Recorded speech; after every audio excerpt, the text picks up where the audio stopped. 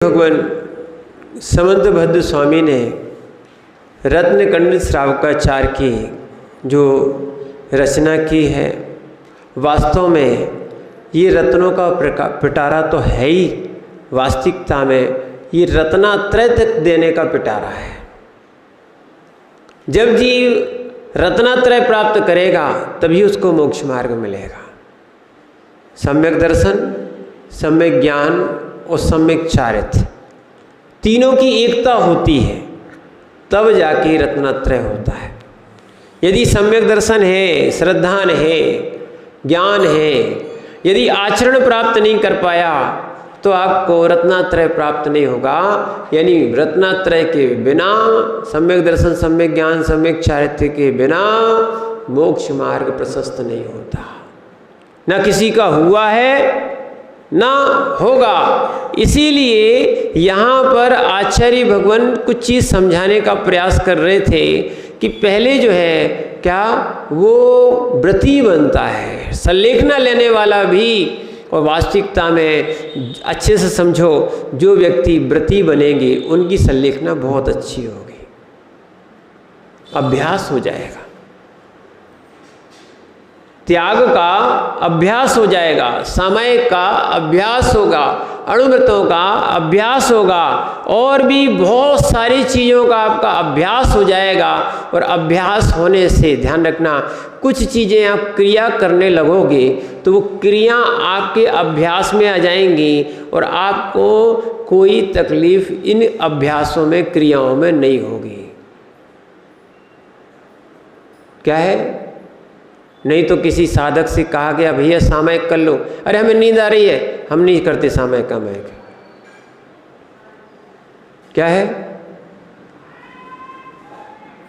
नहीं, आप व्रती हो, समझ में आएगा। क्या आएगा? उसको अपनी आवश्यक ध्यान रहते हैं, अन्यथा शरीर का सुख देखता है व्यक्ति। जब तक सम्यक दृष्टि नहीं है, संसार शरीर भोगों से विरक्त नहीं है, वो उतना पुण्य भी नहीं कमा पाता। ध्यान रखना, पुण्यात्माओं के लिए ही संयम और समाधि मिलती है। समाधि में भी पुण्य होना चाहिए, तब माने आपके जीवन में पुण्य होना चाहिए, तब जाके समाधि होगी। इसीलिए अपनी समाधि और व्रत आदि लेना है, महाव्रत का पालन करना है या धारण करना है तो पुण्य गाढ़ा करो। क्या करो? पुण्य गाढ़ा करो। इतना पुण्य कर लो, इतना पुण्य कर लो, इतनी पुण्य क्रियाएं कर लो। आप क्या है, मांगना नहीं पुण्य में, बस इतनी क्रियाएं करते रहो कि आपका पूरा भाव इन क्रियाओं में और क्रियाओं के बाद आत्मा के ध्यान में भी उपयोग लगने लगे। ध्यान रखना, रोटी बनाने के लिए रोटी नहीं बनाई जाती है, पेट भरने के लिए रोटी बनाई जाती है।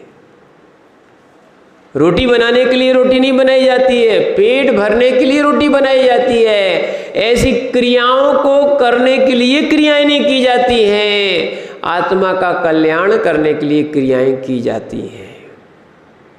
जहाँ क्लेश है, संक्लेश है, वहाँ आनंद कहाँ?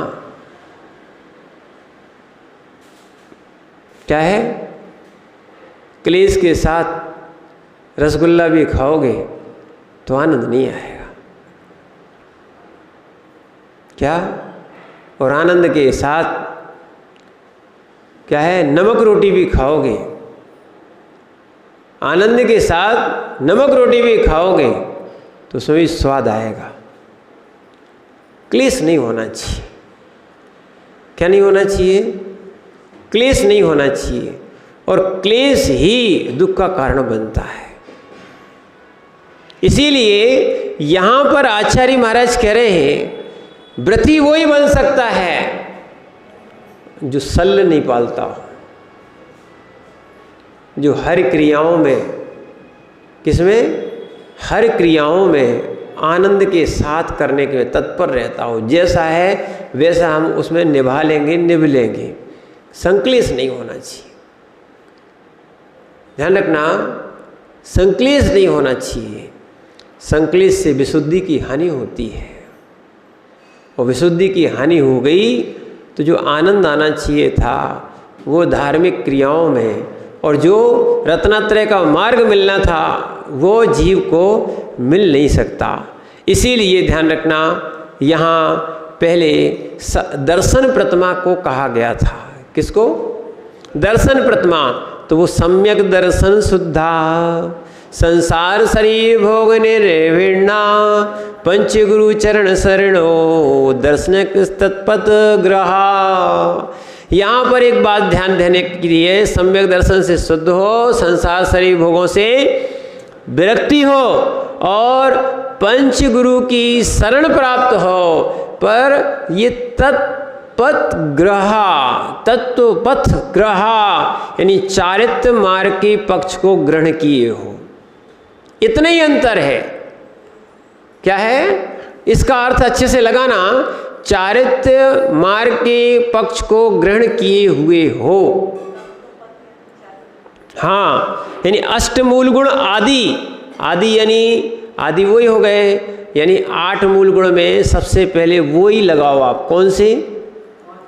5 अणुव्रत। यहाँ पर तो वही कहे गए ना।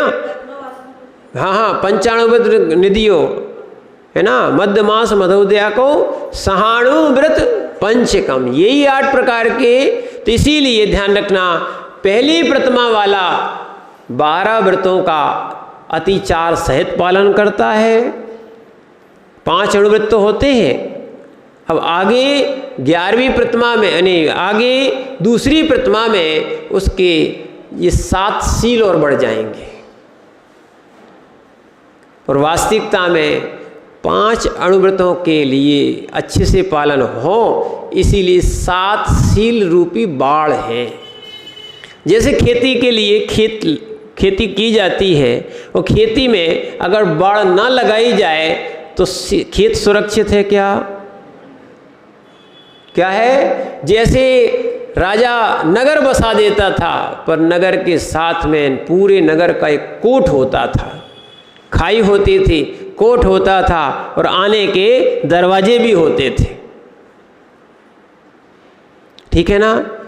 ऐसे ही 5 अणुव्रत, 5 ये व्रत, ये 5 महाव्रत, ठीक है, इन सब को रक्षा करने वाले अलग अलग कारण हैं।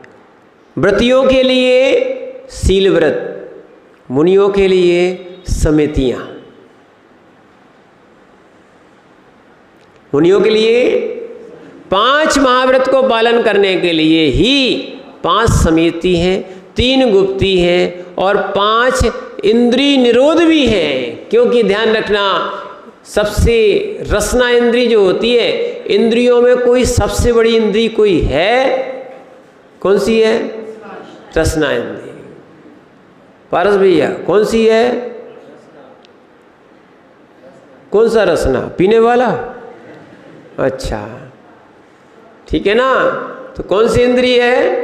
रसना इंद्रिय है। और व्रतों में कोई सबसे बड़ा व्रत है तो ब्रह्मचर्य व्रत, और कर्मों में सबसे बड़ा कोई परेशान करने वाला कोई कर्म है तो वो कौन सा है? पारस भैया, कौन सा है? मोहिनी कर्म है, जो जीव को मोहित किए होता है।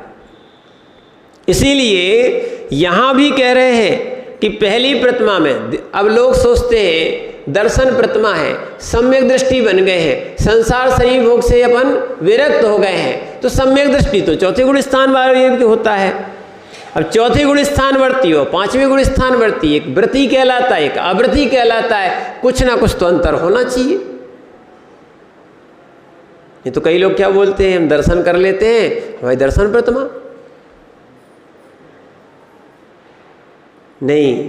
आपके क्या है, सोले का भोजन भी होगा, अभक्षों का त्याग भी होगा, सप्त व्यसन का त्याग भी होगा, ठीक है, रात्रि भोजन भी नहीं करेगा,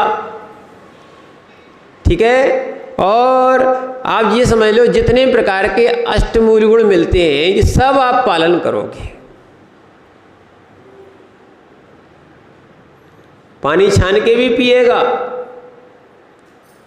यहाँ तक कि पानी छान के भी उपयोग करेगा। पीने के लिए नहीं कहा है, किसके लिए? छने हुए पानी से सारी क्रियाएं करेगा अपनी। व्रती है ना, जीवों की रक्षा करना चाहता है, क्योंकि दयालु पुरुष ही व्रती बनता है। दयालु पुरुष ही व्रती बनता है, जो जीवों पर दया करता है, अनुकंपा करता है, अपने ऊपर भी दया करता है कि बहुत पाप करते करते हो गए हैं, कम से कम व्रती बन जाओ तो जीवों की दया का पालन होगा। यानी आप अभक्ष नहीं खाओगे, बेचारे जीव नहीं मरेंगे। पर क्या करें, लोगों को तो क्या है, खाने से मतलब है, कैसे भी मिले, कहीं भी मिले, क्या है, जब भी मिले, जैसा मिले, अपन क्या बोलते, सब चलता है। चाहे दिन में मिले, चाहे रात में मिले। हमें तो समझ में नहीं आता है, जो आप नल का पानी पीते हो ना, किसका? नल का पानी पीते हो, ये सब क्या है, अभी यहीं देख लो ना, पूरा गटर जो है ना आपके नदियों में जा रहे हैं। नल का पानी मीठा मीठा लगता है, और चाहे बोरिंग का पानी हो, चाहे कुएं का पानी हो, चाहे बरसात का पानी हो, 3 पानी मान के चलना, ये आपको खराब लगते हैं, और जबकि अच्छी सुविधा से मिल रहे हैं। विचार करना, ये कहीं भी जाओ, इसमें तो साक्षात मल दिखता होगा, मिलता है। ऐसा गंदा पानी अपन पी रहे हैं, ठीक है ना। कम से कम उन जलाशय, विशेष रूप से अगर देखे जाएं, जो जलाशय बनाए जाते थे, ये जानवरों के उद्देश्य कि वो लोग पानी पिए। क्या है, गाय बैल भैंस ये उसमें जाते थे, गर्मियों में भी पानी पीते थे, और कपड़े अपड़े धोने आदि के भी प्रयोग में लाए जाते थे। पहले भी लोग पानी ये ना, जलाशयों का पानी नहीं पीते थे, कुएं का पीते थे। अब हैंडपंप और क्या हो गया, बोरिंग कह दो उसको, और कुएं हो गए, इनका पानी पीना चाहिए। भूमिगत पानी शुद्ध होता है। क्या है, भूमिगत पानी शुद्ध होता है। पानी भी शुद्ध है, भोजन भी शुद्ध है। जिसका भोजन पानी शुद्ध है, उसके आचार विचार अच्छे होते हैं।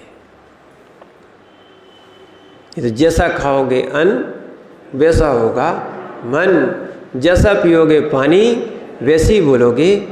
एक और ध्यान रखना, अब आने वाला है व्रती जो बनने जा रहा है, धर्मात्मा है, उसकी वाणी में अंतर आ जाता है। क्या है, ये लट्ठ छाप हर जगह नहीं चलता है, बस अखाड़े में चल सकता है।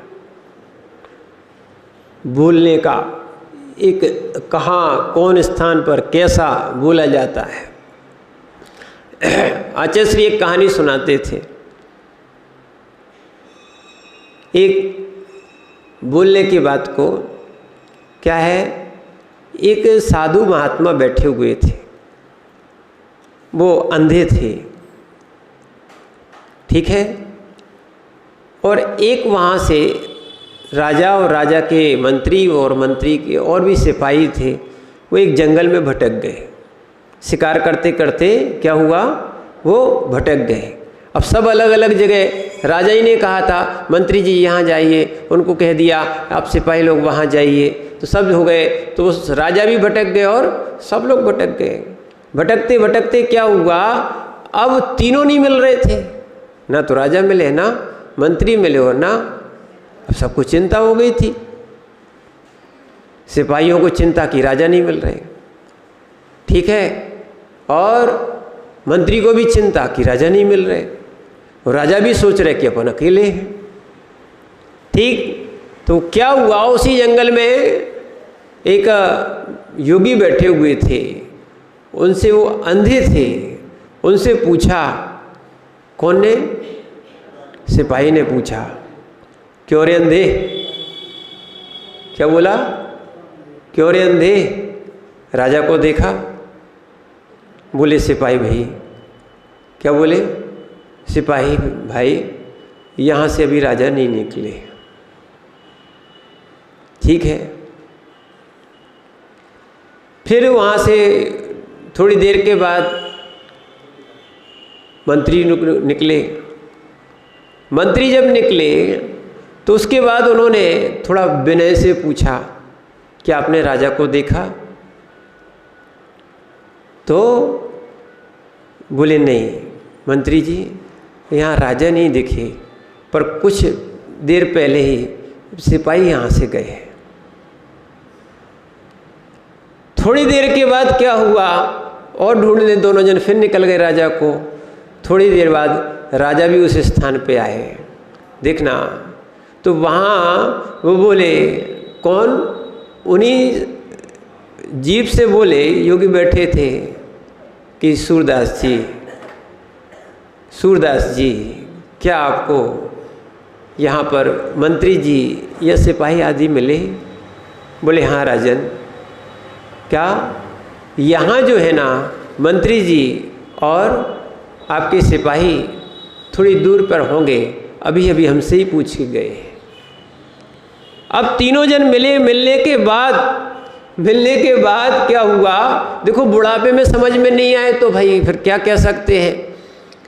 क्या है कि उसके बाद जब तीनों जन मिले और मिलने के बाद क्या हुआ, तीनों ने कहा कि देखे तो अंधे थे, पर उन्होंने कैसे पहचान लिया कि हम सिपाही हैं, कि हम मंत्री हैं और क्या हम राजन हैं?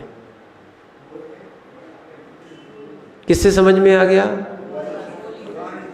बस आप व्रती हो कि मिथ्या दृष्टि हो कि बहिरात्मा हो कि साधु पुरुष हो, अपनी बोली से अपनी सबकी पहचान हो जाती है। इसीलिए मंदिरों में अखाड़ा न किया करो, नहीं तो कुछ नहीं है, भगवान भी और लोग पहचान जाएंगे आप कौन हो। यहाँ बल नहीं दिखाया जाता है, यहाँ क्षमा की जाती है। क्या है, समझना इस बात को। इसीलिए बहुत से कार्य धैर्यपूर्वक करना चाहिए। व्रतियों को, पुजारियों को, मुनियों को, इन निर्ग्रंथों को भेष बदलते ही क्या है, भेष अकेला नहीं बदला जाता है, भाव भी बदले जाते हैं। भाव बदलने के लिए ही धर्म स्थान में आए थे। भेष बदलने से, ध्यान रखना, भेष बदलने से कोई धर्मात्मा नहीं होता है, भाव बदलने से क्या होता, धर्मात्मा होता है। और इसीलिए जो व्रती बन रहा है, व्रती बने हैं, महाव्रती बने हैं, इनके लिए भी अपनी, ध्यान रखना, अपनी भाव बदलना चाहिए। अगर वैसे भाव नहीं बदले तो व्रतीपना व्यर्थ हो जाएगा। राग द्वेष बंद कर दो।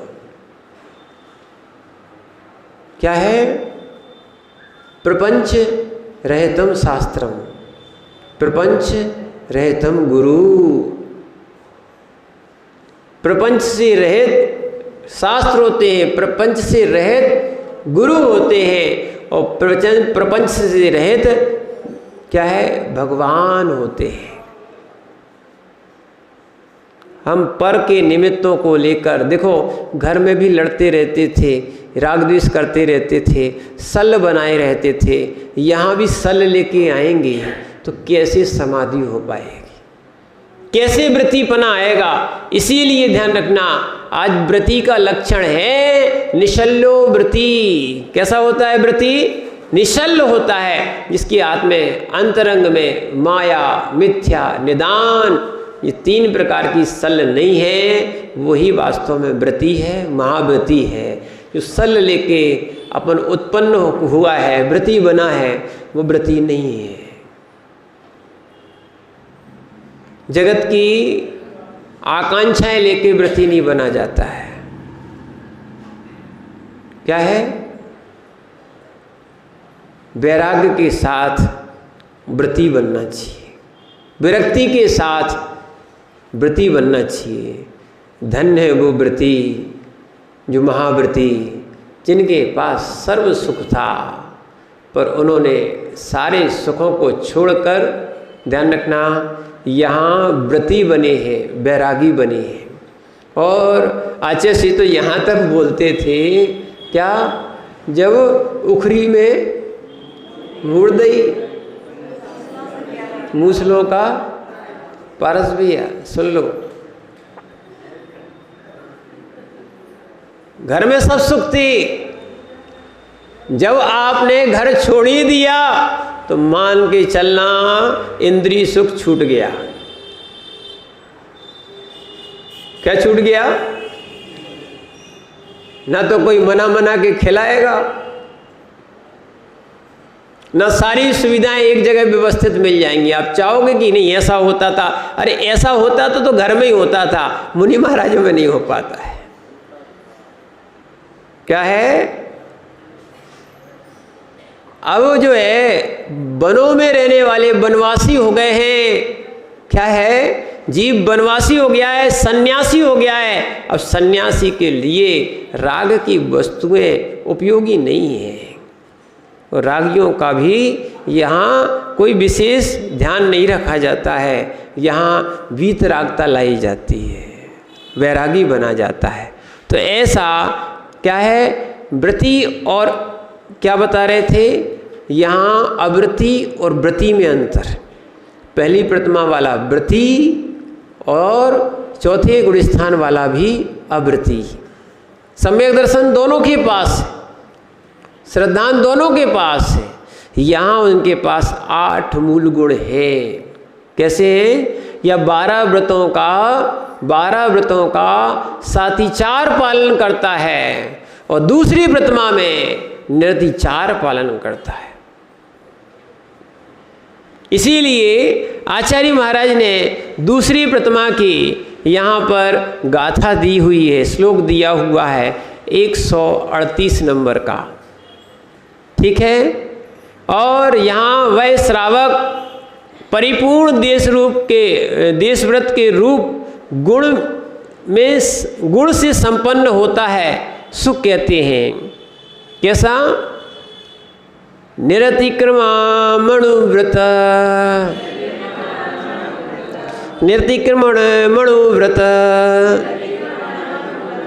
पंचकमपि शील सत्कं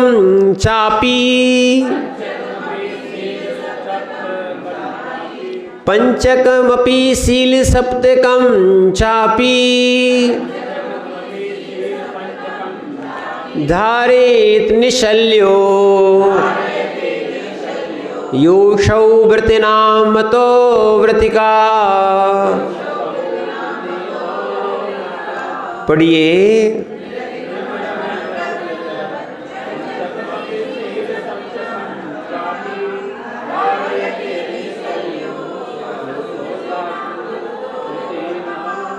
आचार्य भगवान समंतभद्र स्वामी न्यायाचार्य थे, और उन्होंने इस चीज़ को जाना होगा कि जब देखो, जब व्रती बन गए सल नहीं गई, व्रती बन गए सल नहीं गई, तो सबसे पहले क्या रखा, जो निसल रहित होता हुआ।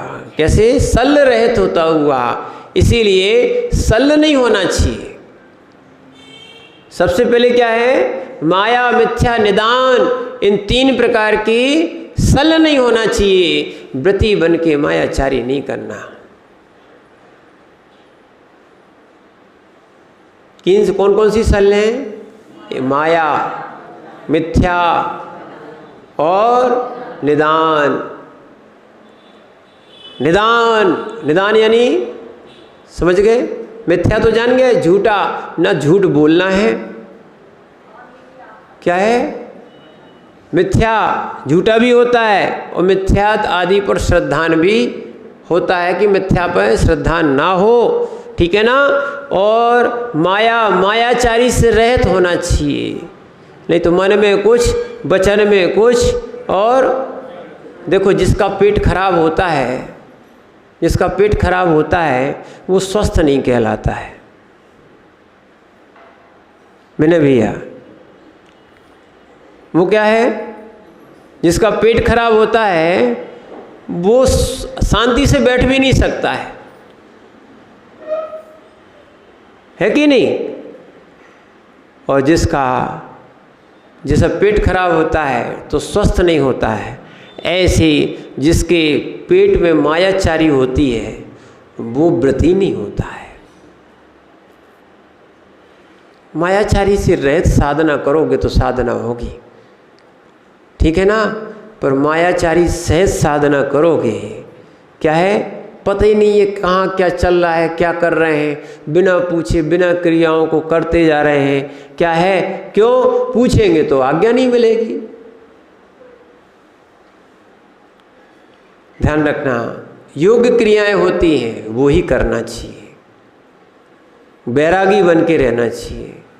मायाचारी के साथ बैरागी बनना अच्छा नहीं है। क्या है, और मायाचारी करोगे तो त्रेंच बनना पड़ेगा। मायाचारी करने वाले कहाँ जाते हैं, माया त्रैज्ञो नैश्य। मायाचारी करने से ऐसा पूज्य पाद स्वामी और उमा स्वामी दोनों ने टीका सहित लिखा है। क्या लिखा है, माया त्रैज्ञो नैश्य। मायाचारी कहाँ मिलेगी, कहाँ मिलेगी, त्रेंचों में, विशेष रूप से त्रेंचों में। और नहीं तो पुरुषों में भी कोई ने जैसे मनुष्य आयु बांध ली फिर मायाचारी करेगा तो क्या बनेगा, स्त्री बनेगा। क्या बनेगा, देवों में भी देवायु बांध ली और फिर मायाचारी करी तो उधर भी देवी बन जाएगा। क्या बनेगा, देवी बन जाएगा। इसीलिए ध्यान रखना, व्रतों में मायाचारी नहीं करना चाहिए। त्रियंचों में मायाचारी का सिद्धांत ही है, ध्यान रखना, मायाचारी है। ध्यान रखना, त्रियंच मायाचारी से ही बनते और त्रियंचों के अंदर भी मायाचारी बहुत पाई जाती है। लगता जरूर है कि आपको सीधे साधे त्रियंच दिखते हैं, वो भी मायाचारी उनके अंदर बहुत होती है। वो भी सब समझते, अपने ही बच्चे को खिलाते। यहाँ तक हमने खुद देखा है, बड़ा हमने एक दिन प्रयास किया था टीकमगढ़ के पास, नवा कौन सा था एक जगह, वहाँ क्या है देखना, एक चिड़िया आई और जो पहले के बच्चे रखे थे उसने सब गिराए, अपने पैर से ही, माने अंदर रखे हुए थे, बाहर गिराए। अरे बच्चे थे बेचारे, ठीक है। हमने सोचा कि भाई उनको फिर उठाया, मंदिर में ही थे वो, उठाया फिर ऊपर लगा दिया, वहाँ तक पहुँचाया, जैसे तैसे रखवाए, फिर उसने फेंक दिए।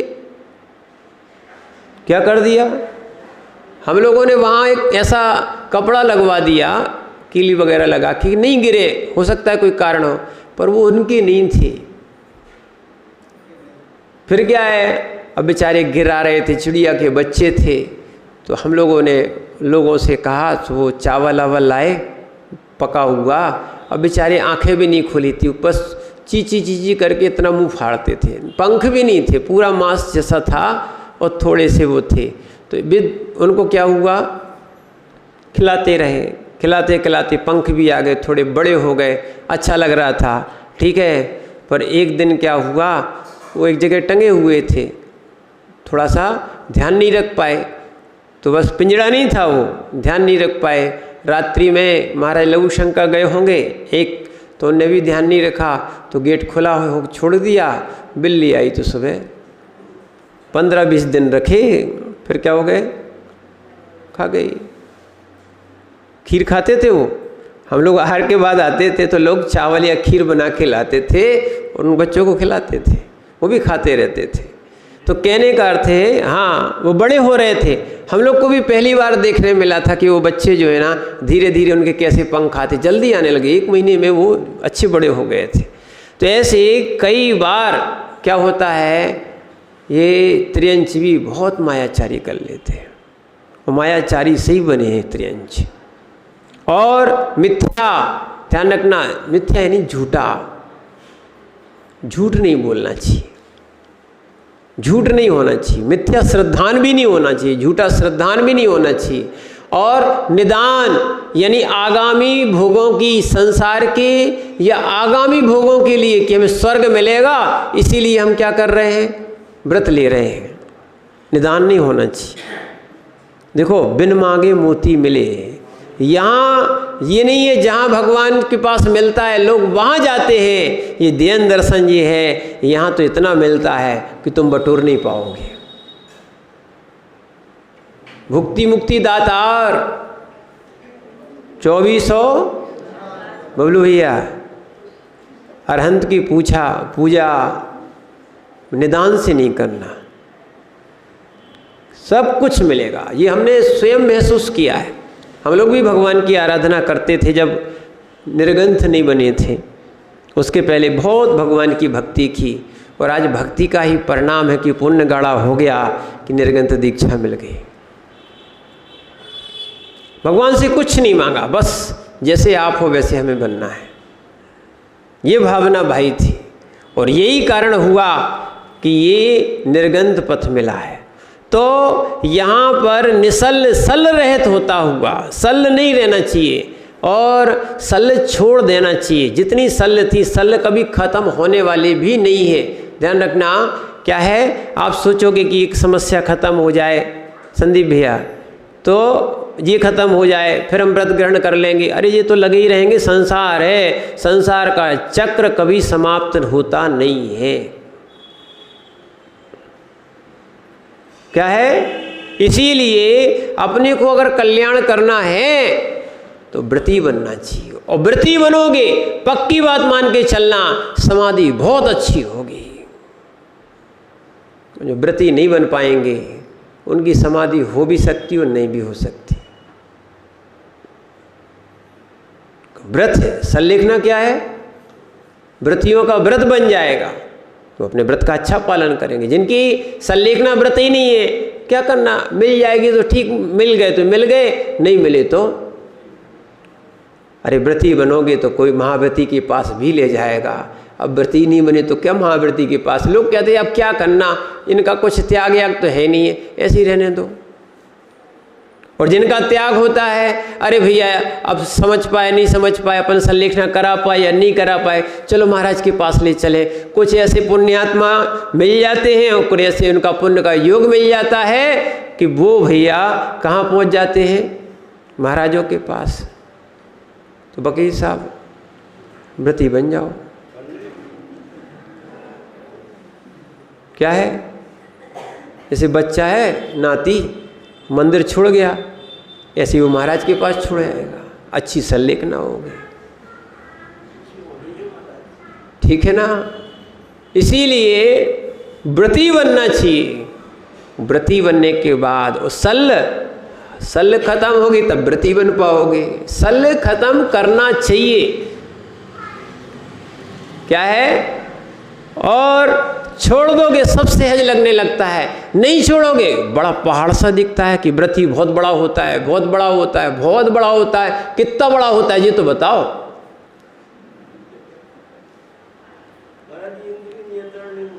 कौन कह रहा नहीं होता है, सब हो जाता है। गाड़ी ली, गाड़ी चलाते कि नहीं चलाते, चलाते हो। गाड़ी में ब्रेक ना हो तो चलाओगे, बताओ। गाड़ी में ब्रेक ना हो तो चलाओगे। 1 करोड़ की भी गाड़ी अब तो और ज़्यादा आने लगी। क्या है, करोड़ों से भी अब तो सामान्य हो गया। करोड़ों की भी गाड़ी हो, सोने की भी गाड़ी क्यों ना हो। क्या है, एक दिन ने हमें एक जन ने मोबाइल पे दिखाई थी, महाराज देखो सोने की गाड़ी, उसके बाद सोने का हेलीकॉप्टर भी था, ठीक है ना।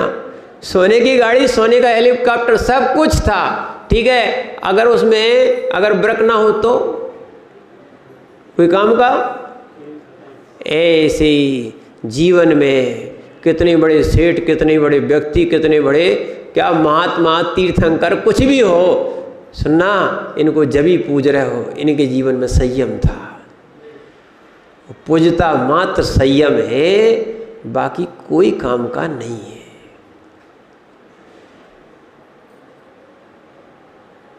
क्या है, इसीलिए संयम होना ही चाहिए।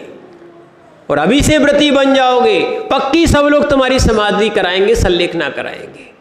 और तुम सोचोगे आखिरी में देखेंगे, आखिरी में देखेंगे, आखिरी में देखेंगे, नहीं हो पाएगी। अभ्यास अभी से होना चाहिए। क्या होना चाहिए? समाधि का अभ्यास। ये समाधि के लिए ही कहा जा रहा है। हम लोग को भी अच्छी समाधि करना है, इस कारण से ही महाव्रती बने हैं, अच्छी साधना कर रहे हैं। और वास्तविकता में इतना अंतर आ गया, जब धीरे धीरे दीर्घकालीन की साधना होती जाती है, स्वाध्याय बढ़ता जाता है, साधना बढ़ती जाती है, तो स्वप्न भी रागी के नहीं वीतरागियों के आते हैं। स्वप्न में भी वृत्ति पना दिखता है। ये है वृत्ति का महात्म। तो निसल्ल हो जाता है। और फिर निर्तिक्रमण यानी अतिचार रहित, यानी पहली प्रतिमा में अणुव्रतों को अतिचार सहित पालन कर रहा था, पर जैसे ही दूसरी प्रतिमा आएगी अतिचार रहित, पहले अतिचार सहित, अब क्या था? अतिचार रहित। इसलिए निरतिक्रमण मणुव्रत, अणुव्रत भी कैसे होना चाहिए? अतिचार रहित होना चाहिए। और पंच माने अणुव्रत पंचकम और 5 अणुव्रत, शील सप्तकम, कौन सा? शील सप्तकम, 3 गुणव्रत और 4 शिक्षा व्रत, ये 7 शील होते हैं। आपको बताया था जैसे राज्य में एक क्या होती? सीमा होती है। अभी भी देश की क्या है? बॉर्डर होती है, सीमा होती है ना? सीमा पर सुरक्षा बल लगे हुए हैं। आज वो सुरक्षा बल नहीं होते तो आप सुरक्षित नहीं हो पाते। उनका भी बहुत बड़ा योगदान है, जो देश की रक्षा में अपना योगदान दिए, बलिदान दे रहे हैं वो लोग। उनके कारण देश कैसा है? सुरक्षित है। ऐसे ही अणुव्रतों को सुरक्षा करना चाहते हो तो 7 शील जो होते हैं ये उसकी सुरक्षा में लगे। शील रूपी बाण, जिसका शील ही नहीं है उसके व्रतों का पालन नहीं होता है। क्या है? शील ही धर्म है। ये सतियां हुई, ये शीलवती थीं, जिनका नाम सतिया रहा, है ना? बाकी तो जो शीलवती नहीं है उनका कोई शील नहीं है, कोई धर्म नहीं है। शील होना चाहिए। क्या होना चाहिए? शील होना चाहिए। और शील के लिए तो कहा गया था कि आप अगर ग्रस्त हो तो कम से कम क्या है? सदार संतोष व्रत होना चाहिए। क्या होना चाहिए? सुदार संतोष व्रत होना चाहिए। पिच्छी भारी नहीं है, लोगों को पिच्छी भारी लगती है। जिनका संयम में प्रवेश नहीं होता है उनको ये शील बहुत बड़ा लगता है। और अगर देखा जाए ये श्वान जैसी प्रवृत्ति कब तक रखोगे? क्या है? इस श्वान जैसी प्रवृत्ति कब तक रहोगे? शील व्रत धारण करने में लोगों को बहुत विकल्प होता है। एक बार श्वान को देख लिया करो, इस सुबह से लेकर शाम तक यही तो चिल्लाते रहते हैं। श्वान जैसी प्रवृत्ति कब तक रहेगी? अरे मनुष्य बने हैं तो थोड़े मनन और चिंतन वाले बनो। इसीलिए यहाँ पर विवाह का प्रयोजन रखा गया है। ध्यान रखना, ये परंपरा अनादि निधन अपने यहाँ थी। पहले विदेशों में शील नहीं रहता था, अब थोड़ा सा ये थोड़ी सी कानून व्यवस्था बन गई। अन्यथा उन्होंने तो ये हम लोगों ने पढ़ा हुआ है, पहले यही विदेशों का पैटर्न था। भोग भोगे और बच्चे हुए तो वे कूड़ेदान में डाल देते थे। किस में डाल देते थे?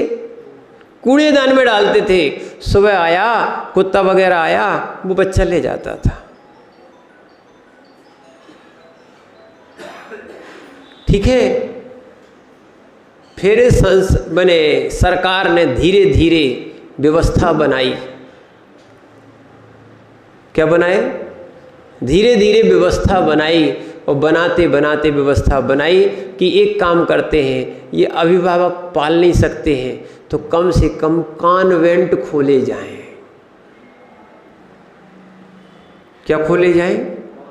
कॉन्वेंट जो है ना इसलिए खोले गए थे, जो अनाथ बच्चों को रखते थे। और अब आप अपने बच्चों को कहाँ पढ़ाते हो?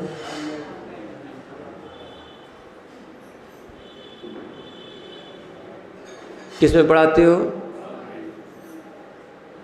क्या करें, मैंने उनके माता पिता है ही नहीं है, इसलिए वहाँ फादर होते थे, कोई फादर तो था ही नहीं। अब देखो कितनी अच्छी बातें आपको सुनने मिलती, पर आप सुनते कहाँ हो? आपकी बुद्धि में कचरा भर गया है। इसलिए उनके क्या होते थे, वहाँ फादर मिलते थे। यहाँ के तो फादर है ही नहीं, आप लोग तो फादर बच्चे ही नहीं, उनके फादर दूसरे हो गए जिनने कॉन्वेंट भेज दिया है।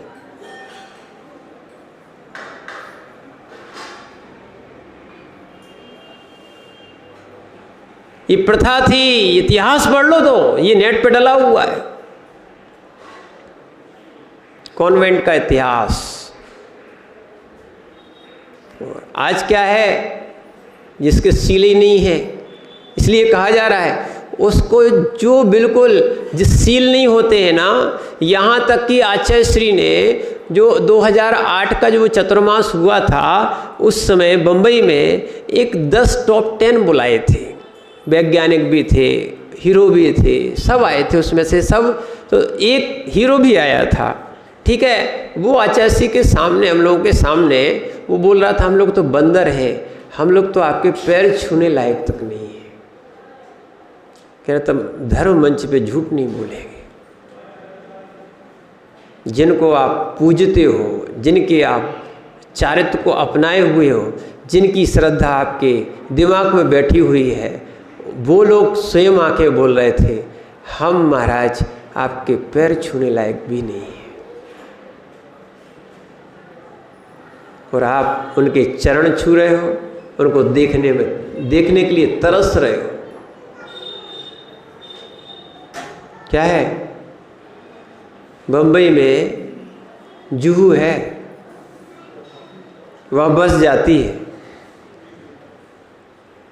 मंत्री जी गए हो? ये भी गए हैं, भगवान देखने गए होंगे वहाँ। क्या? हाँ, वही तो कह रहे हैं आपको। यहाँ इसको बोलते छोटा मंदिर है, बड़ा मंदिर तो दूसरी जगह होता है, ठीक है। अब वो या उनके दिन भर लोग सामने बैठे रहते, कभी निकले हो, वो भी थोड़े से आते हैं, देख लिया भीड़ आई है, थोड़ा हाथ हिलाया और बस नीचे उतरे, अपनी गाड़ी में बैठे अपने, बस इतने दिन भर बैठे बैठे बस उनको देख रहे हैं कि दिख जाएं। अब बताओ, जिनके पास सील नहीं है ना, जिसको सीलवान पुरुष मिल रहा है, व्रतीपना मिल रहा है, महाव्रती दिख रहे हैं, 3 लोग के नाथ दिख रहे हैं, वो देखने नहीं जाते। क्या करें, जिनकी गति खराब हो जाती है ना, उनकी मति खराब हो जाती है। इसीलिए मति और श्रीमती मत बिगाड़ो।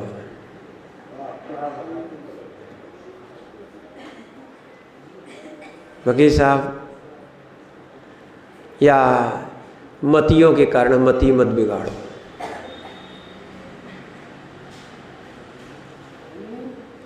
आप भी सोच लो, पतियों के कारण मति मत बिगाड़ो।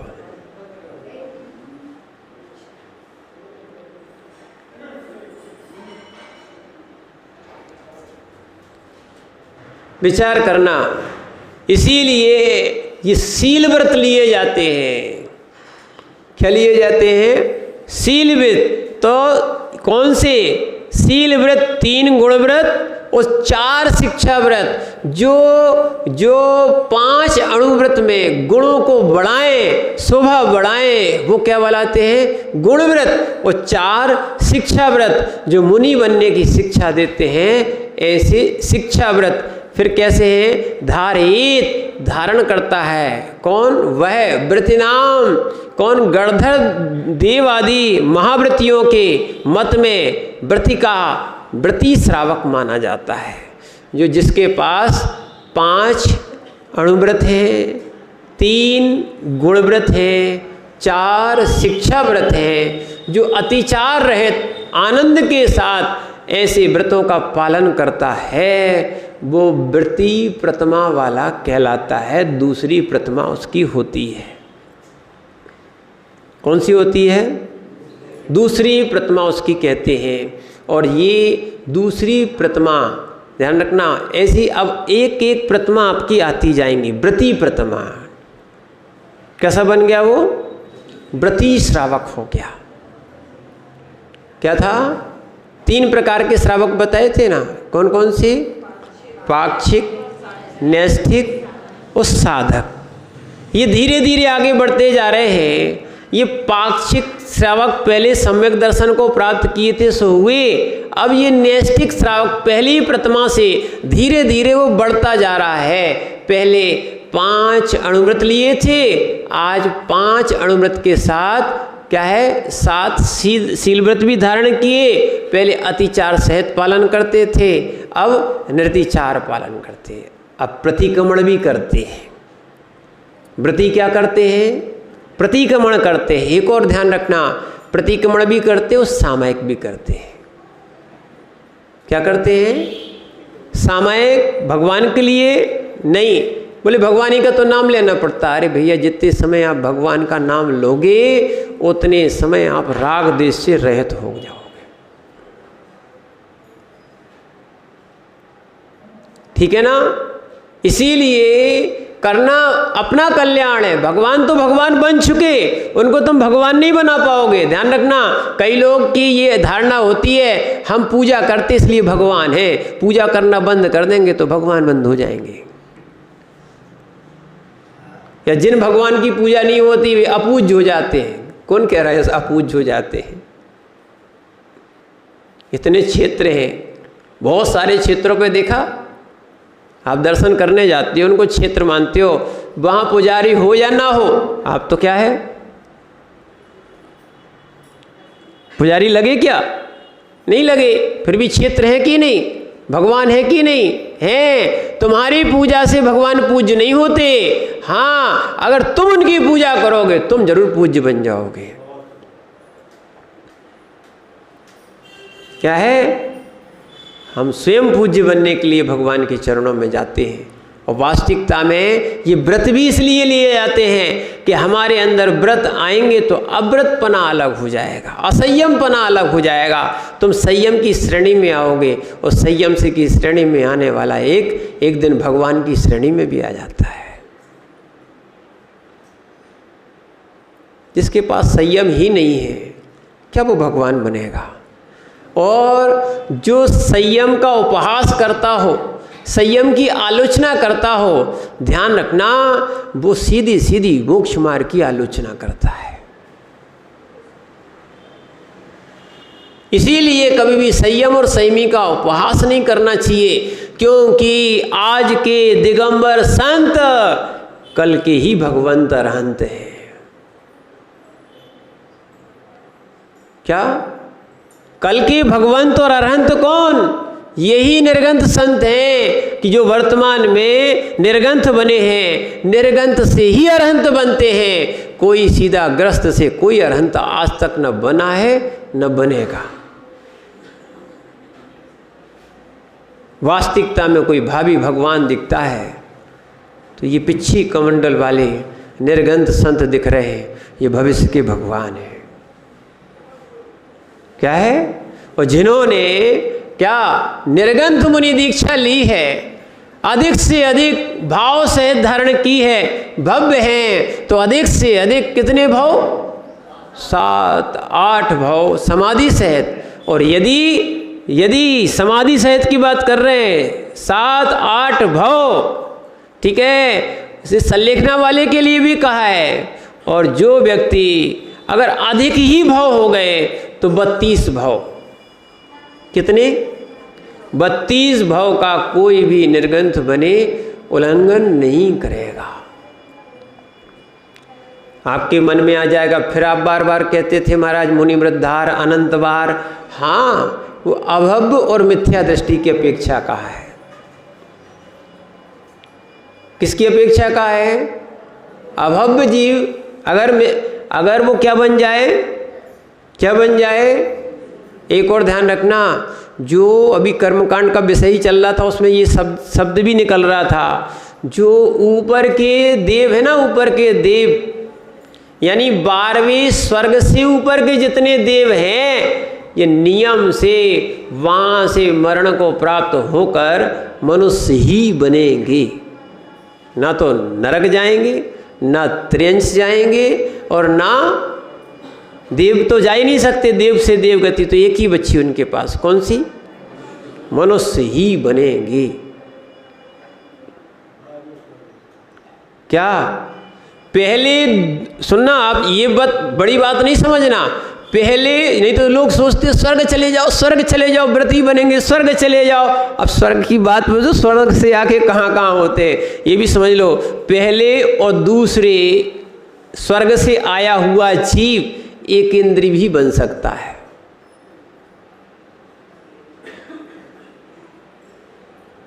ये सुंदर सुंदर फूल देखते हैं ना, ये सामान्य जीव नहीं है, स्वर्ग से आए हुए देव है। बबलू भैया टेंशन मत लो, ऐसे ऐसे मिथ्या दृष्टि देव होते हैं, वो सोचते हैं माँ के गर्भ में क्यों आए, क्यों 9 महीने रहे, मल खाना पड़ेगा, इसलिए क्या बन जाते हैं। अरे सोच है लोगों की आज वर्तमान में, ध्यान रखना, ज्ञान बढ़ रहा है, विकास हो रहा है, ये सब विकास जरूर चल रहा है, पर व्रतों का सर्वनाश ही हो रहा है। इन अव्रतियों ने, इन अविवेकियों ने व्रतियों को मान लिया कि ये तो सब कैसे हीन लोग हैं, दया के पात्र हैं। क्या समझते हैं? हम बहुत बड़ी दया कर रहे हैं। समझना, इनमें ज्ञान में तो होता नहीं है। ये भगवान को और महाराजों को मूर्ख मानते हैं, व्रतियों को क्या मानते हैं? मूर्ख मानते हैं। ध्यान रखना, क्या है? ऐसा ज्ञान किस काम का? देवों तक का मिथ्या ज्ञान, जो बताओ कहाँ देव को योनियों में थे, आज वो एक इंद्रिय त्रियंच में उत्पन्न हो गए। ऐसे बहुत से लोग है ना, बहुत से लोग व्रतों को लेने से, व्रतियों को देखने से ग्लानि करते हैं। ध्यान रखना, धन्य हैं वो लोग जिनके घर में व्रती और महाव्रती होते हैं, उनका कुल भी शुद्ध हो जाता है। जिनके घर में समाधि वाले, व्रती होने वाले, महाव्रती जिनके घर में उत्पन्न हो जाते हैं। क्या? पहले तो हर घर में व्रती होते, परंपरा से सन्यासी होते थे। क्या है? उनके पिता ने सन्यास लिया तो आखिरी में से उनके पुत्र भी दीक्षा आदि लेके सन्यास करते थे। आज तो क्या है, घर में अगर कोई व्रती हो जाए तो लोग ऐसा मुंह बना बना के घूमते हैं। कई लोग तो सोचते हैं कि हम शुद्ध खाएं, पर क्या करें, इन देवियों के कारण वो क्या है, वो व्रती नहीं बन पा रहे हैं। ये महादेवियाँ जब से आई हैं, इसलिए आपने 9 दुर्गा क्यों बुला ली? क्या है? आपके यहाँ 9 दुर्गों का बहुत महत्व है। कह रहे थे लोग, महाराज जी, क्या महाराज जी, बबलू भैया लगे थे, 9 दुर्गों में दीक्षा क्यों रख ली आपने? क्या है भाई साहब, ये 9 दुर्गे परेशान करी हैं। वे तो देवी बन गई, तुम्हें देवता नहीं बनने दे रहे।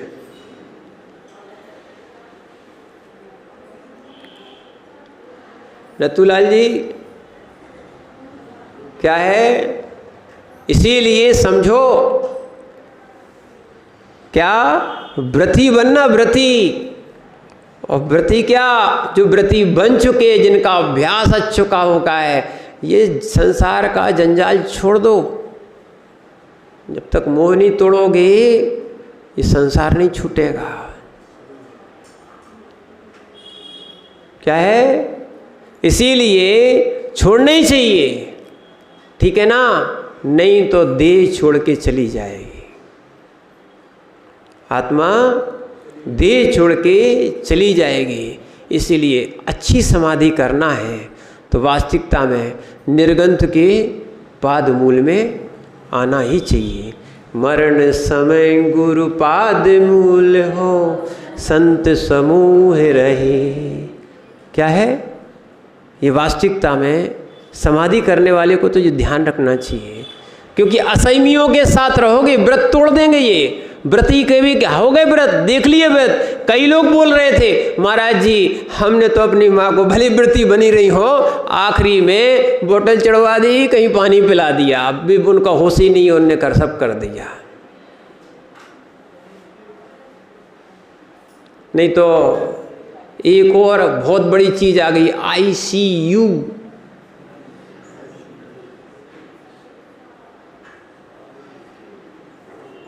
मैं तुम्हें देखता ही रहूंगा। क्या करूंगा? और तुम मुझे देखते ही रहना, ना हम हाथ लगाएंगे ना तुम हाथ लगवा पाओगे। ICU।